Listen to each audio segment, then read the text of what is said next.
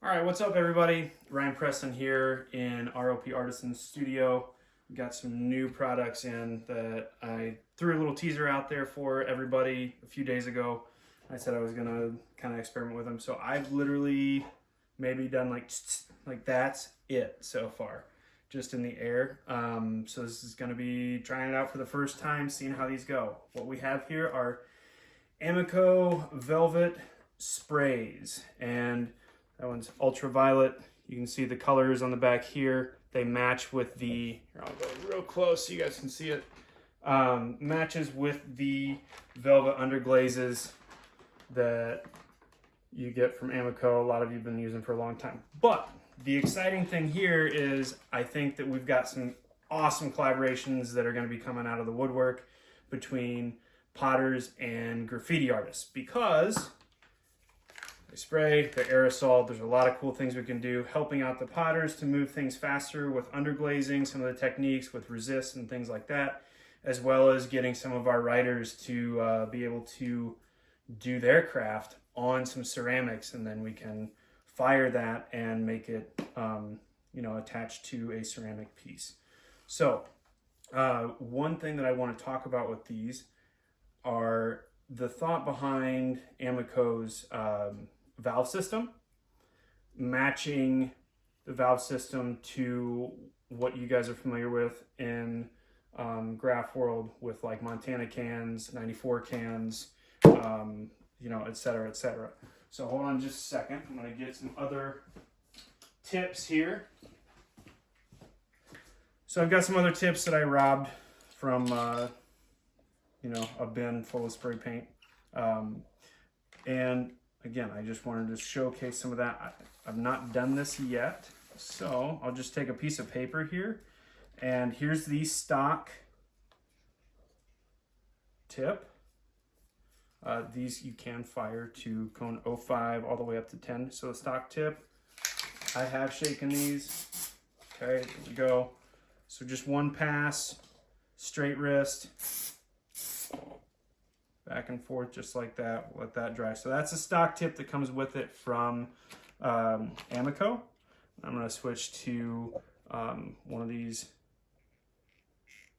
kind of upgraded factory tips, a little bit more of a fine spray. These are, so again, Montana and 94 are going to be low pressure unless specified with the line that you're choosing. These, I would call these probably high pressure, and it probably has to do with the ceramic material inside them and a different formulation. That's probably why they decided to go with this more high pressure, pushing this stuff out rather than a low pressure system. So be aware of that. It's not going to be the exact same as painting, but again, there we go. A little bit finer mist there. There is some noticeable, ooh, did that clog on me? No, just a little bit finer. Can I get, there's a real clean line from that one. I don't know if I could get a real clean line from the other one, from the stock tip. I think that's more for area coverage. Yeah, there's a lot more material coming out there. So if you're wanting to do a little bit more detail, going with some of your different tips that you guys are probably used to using, you might get similar results with those. You can do more than one pass if you want it to be more opaque. You can do some layering, things like that. So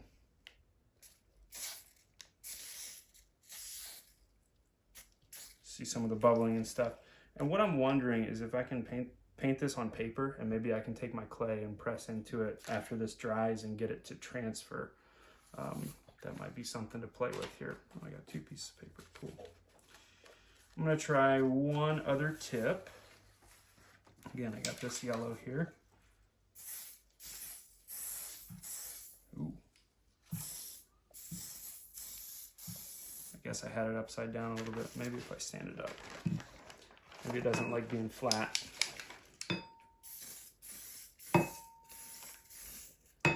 That's terrible.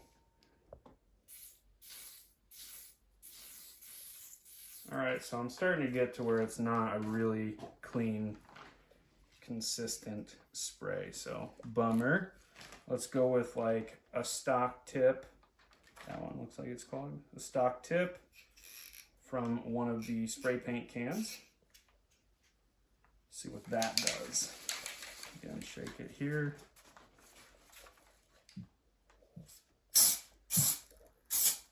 And we're flying out of there. All right, so way bigger hole than that. So let me get a compare contrast between this one and the stock tip.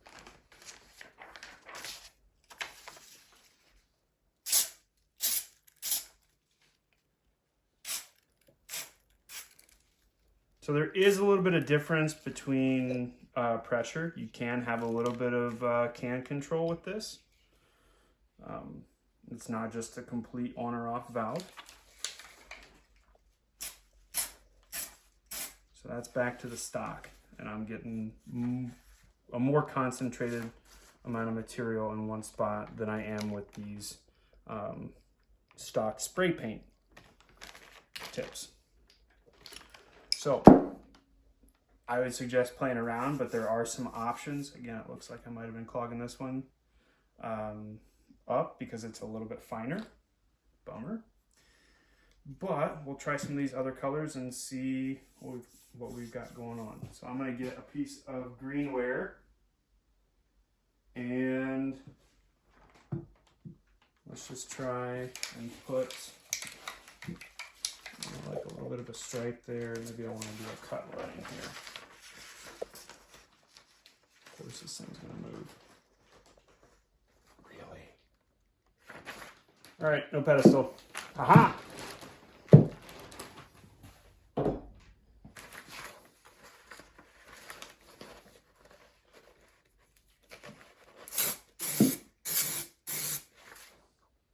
So you can get some real clean lines like that.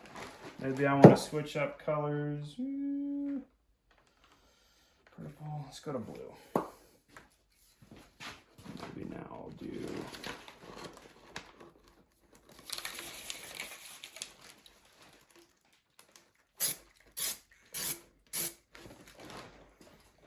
something like that. And then I can't just have a stripe on there. It just goes against everything I dig. So we're going to interrupt that with maybe a white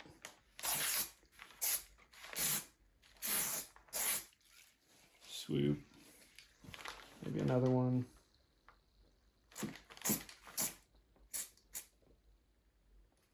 And there.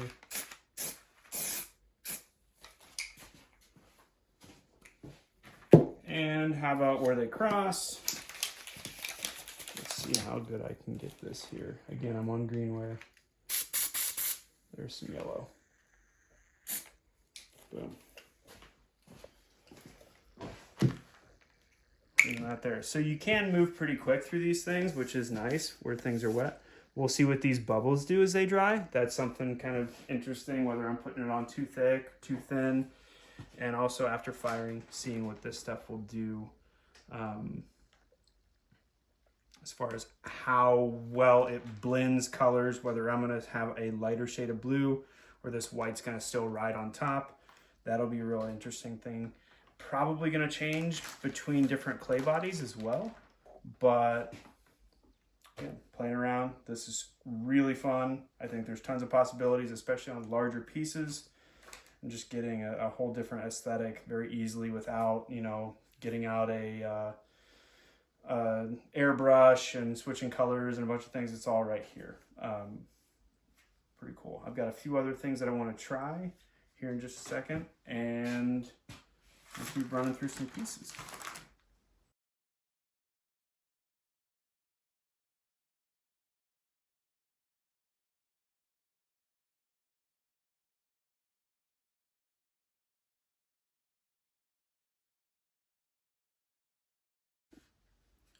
All right, everybody. So I, tried a bunch of different things here as far as layering, as trying to do lettering, trying to do some cut, trying to do some fill, messing around with different tips. This one was just really a mishmash of a bunch of different stuff. So what I found out, and it may just be this color, but when I'm using a finer tip, the actual underglaze doesn't come out right at the very beginning of your spray. There's just a touch of hesitation before it's being pulled through the straw to come out of the can. So you get some of the accelerant, or not accelerant, propellant that's in here first. So that's, some of this gets a little choppy because I went back and tried to touch it up. But again, trying things, trying to see how far I can take things. Super fun. A lot of different stuff. Now I'm going to try some different techniques here. What about we lay, a stencil. This is just some wallpaper samples that I've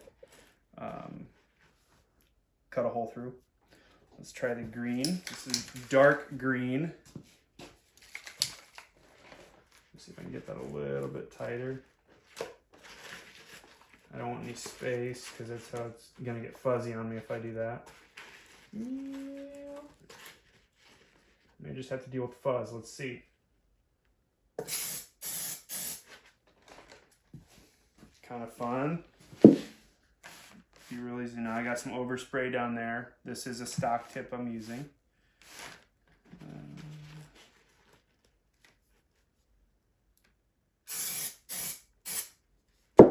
Wonder. Let's take some of the blue. I'm gonna move it down just a little bit. Kind of shove the registration off just a hair. Help if I point it directly at the thing too. But yeah.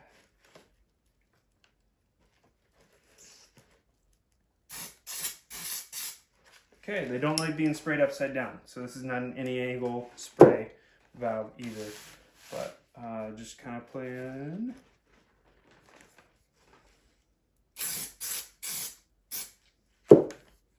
I'm gonna do purple now. I'll probably set that right in the way.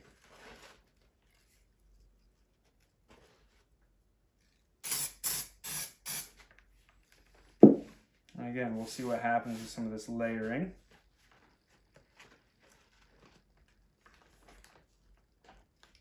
Let's do purple first. That one's off.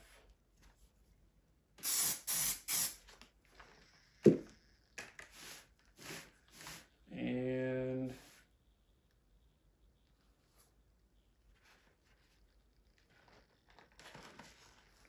how about purple and blue?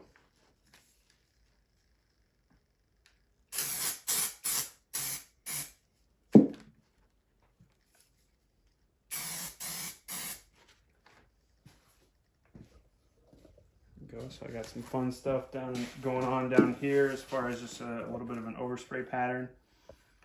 Playing around with some different colors. Yeah. I don't like the balance of it, so I'm going to do one. No, leave it. And how about this? I'll go.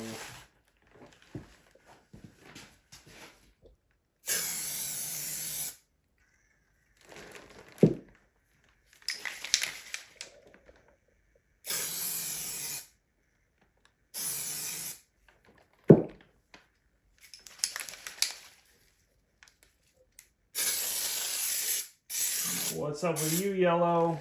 Why are you spraying like that? I'm not sure. If you guys can see the bubbles and everything. That's a little, it sprays different than the other ones. Let's see. Let's see what happens. Is this white? Yes.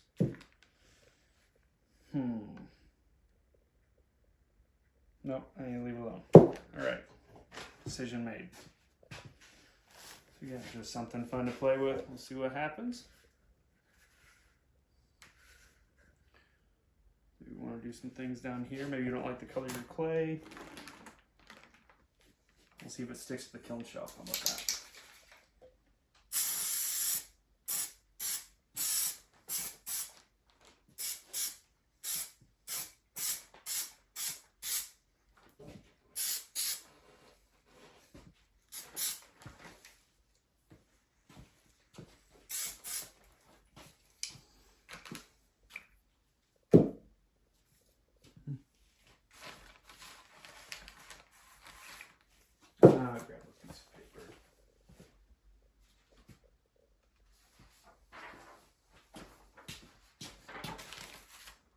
pencil aside, spray tip aside. I'm gonna come at it like this. Set it right in that rib right there, using kind of a cut board, and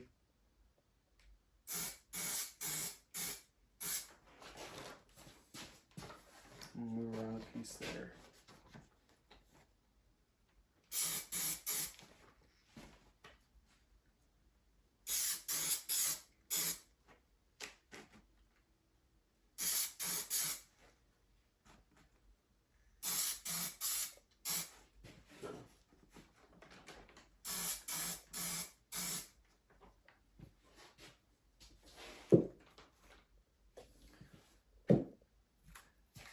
I'm really curious to see when I mix blue and orange, complementary colors, what that's going to do to things. So I'm going to hop up a ring and not use the blue anymore. We get a fresh sheet. There we go.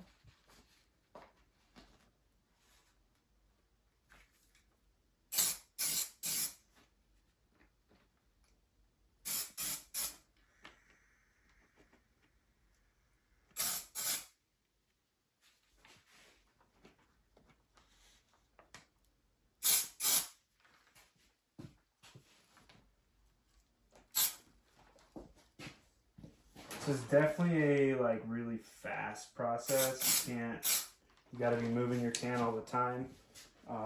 Don't hang out in one spot or you are going to get it too thick, too quick.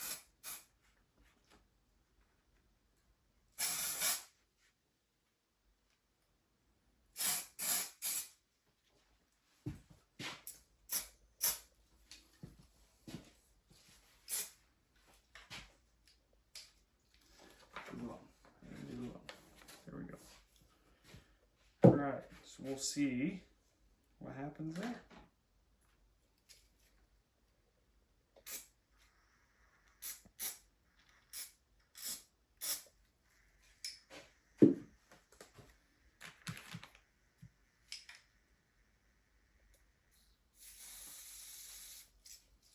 Oh, that needs another drip.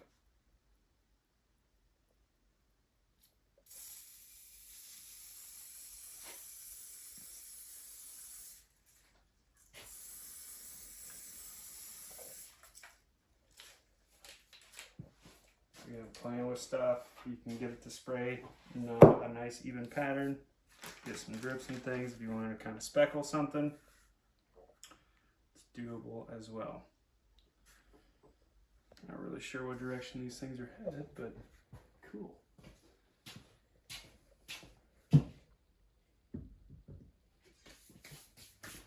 All right, another technique.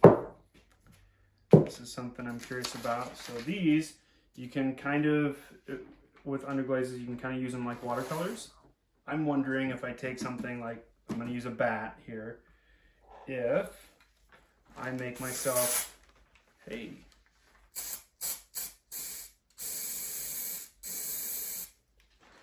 a little puddle right there.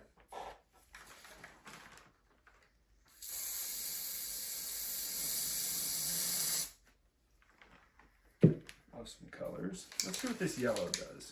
I'm spraying it. See how it comes out speckled like that?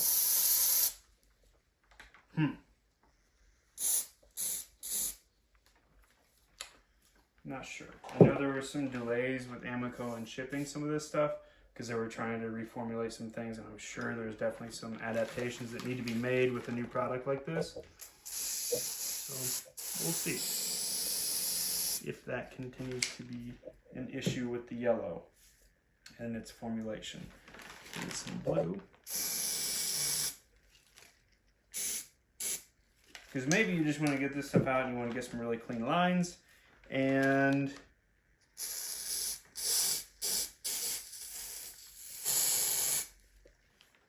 I think that has to do with my can angle. I'm getting some of the propellant coming out and it's like freezing it. What colors am I missing? Black and white. I'm gonna go back to the stock tip on the white.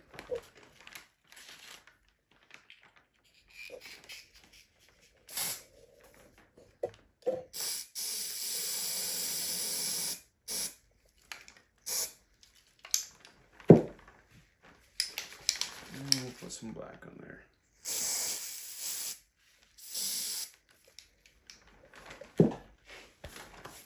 Okay.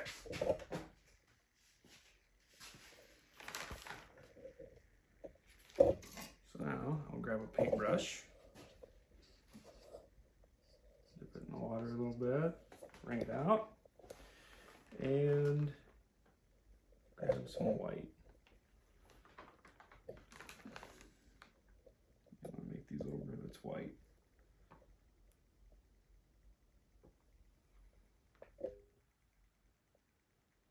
And grab some orange too. Throw that up there.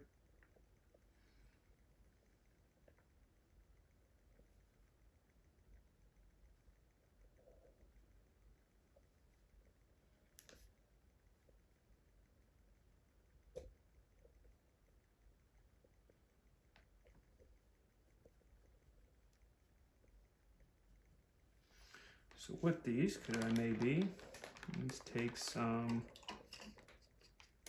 with this, we'll take some blue and some white,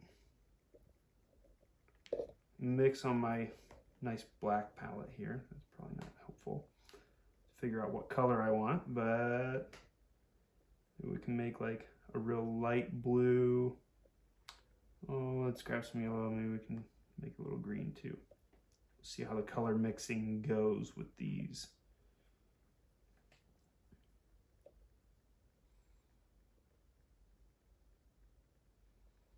That's pretty washed out. Grab some more yellow, grab some more blue. See if we can end up at a green here.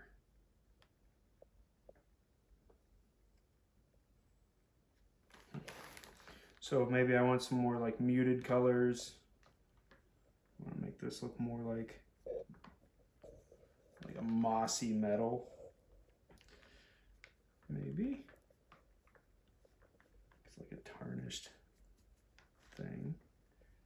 Brush some of this on for a different effect.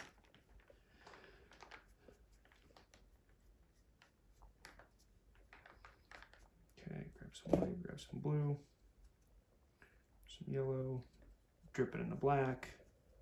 Fantastic.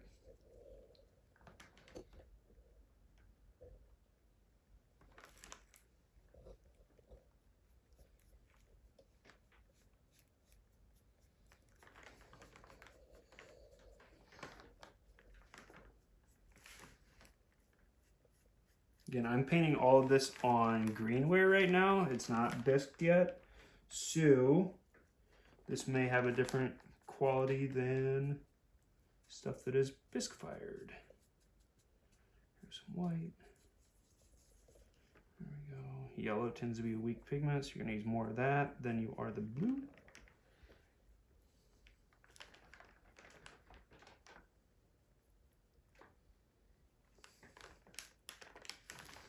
Okay, make sure I get it all, at least with one coat here.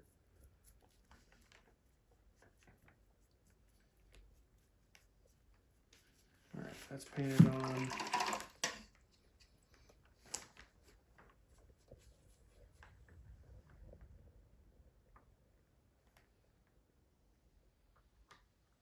And they're definitely spreading. I don't know how opaque things are going to be, especially with one coat.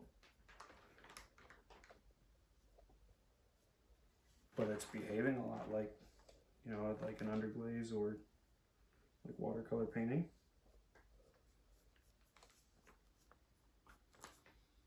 Maybe I can use this method to get some really clean lines right here to go over some stuff. Cover up some of that. And then once I get away from it, all right, that's on there, that's on there. And once I get away from that just a little bit, maybe now I can come in and kind of fade it out from there.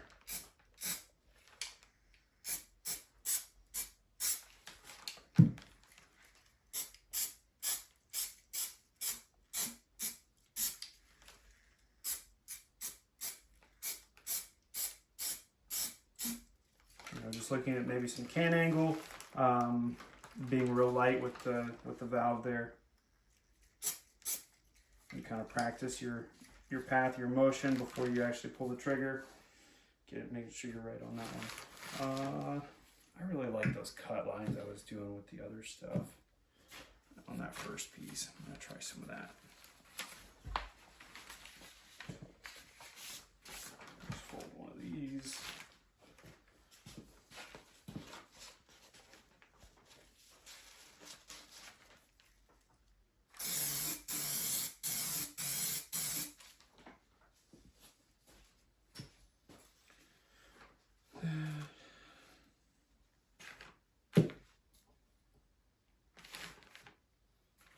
Purple.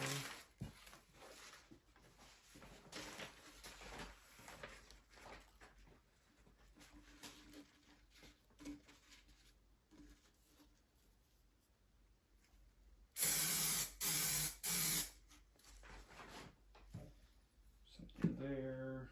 Let's see, that was red, purple, blue.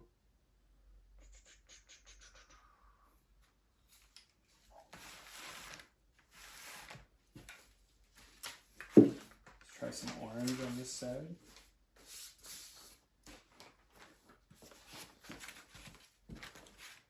I'm rolling it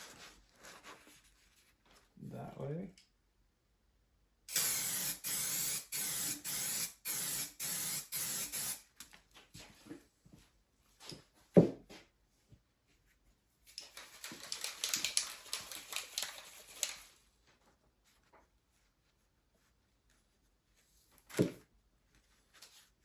I want to do 2 cuts.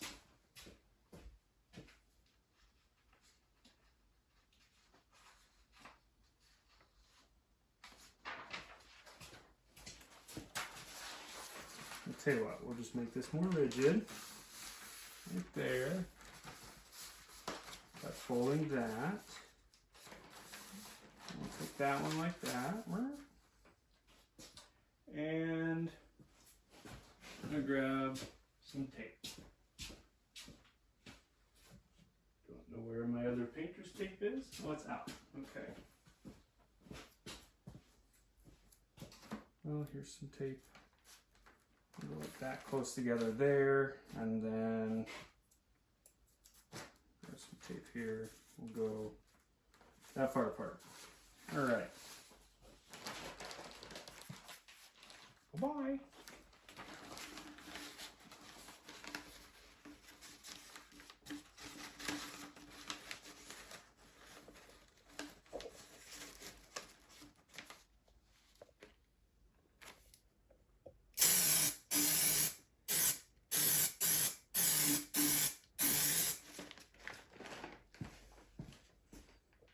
Aside from where I touched it right there, I think that looks pretty good.